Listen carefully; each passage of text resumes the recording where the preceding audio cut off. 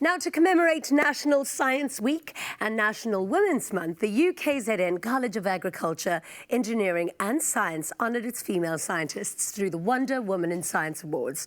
Now, these women are passionate about pioneering and persistent heroines who are advancing science in their diverse fields. One of these Wonder Women is Mbali Gwacela from the School of Agriculture and Earth Environmental Sciences.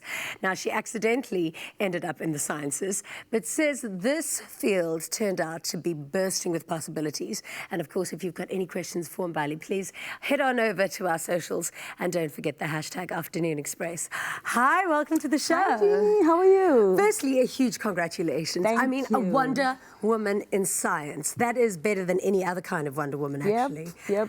I always thought, like, you know, when you're in school and then you do maths and science, you always thought, oh, this is so hard. Yeah. But actually, if we had a different narrative of it, it's the most interesting subject in the world. Yep, I was there. I wasn't meant to be in science. I never imagined I'd do science. Yeah. But once I was in science, I was like, man, I could have done this when I was 10 years old. Easy. But I think the misconceptions that I had in my mind about science and maths, it actually limited me on what I could do.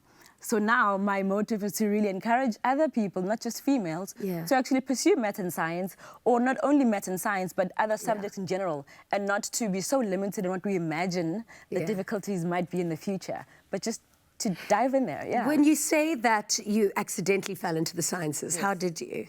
Okay, I'm going to be very honest, and maybe at home they might hit me, but I didn't want to go to school, Jeannie. I mean, to work. I wanted to study until I don't go to work.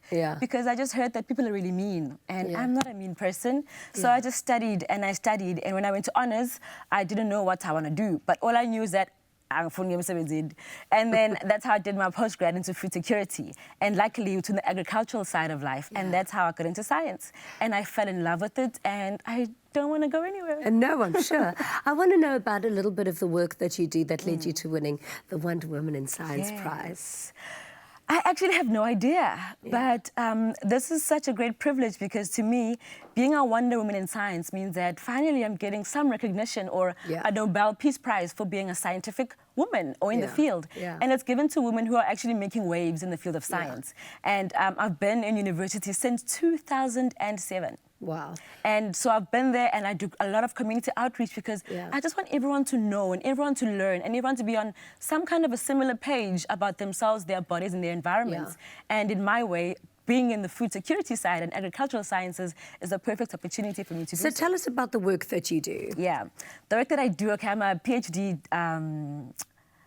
student, and the work that I do is I deal a lot with food systems and environments and food security. Most important. Yeah, it is. So for communities that have probably no agricultural land or no place to farm or to grow food, I then help them to come up and think of innovative ideas. For example, if you have a wall, you can actually have a vertical crops growing and recycled little vertical garden. Jars and little jars and little bowls. So you don't have to starve just because you don't have a lot of land. But even those with a lot of land, they actually do starve. So I'm all about innovative ideas about how you can make food, do good for your body, and how you can also just keep yourself alive. Not only physically, but also mentally. Because what I found in my master's study is that for us who want to be full so that we can go to bed okay, we actually end up killing our brains because our brains are still starving even though you feel full. So my journey or my purpose is to actually help us change that mentality. And I do that through the group and organization I formed, which is called Difficult Discussions.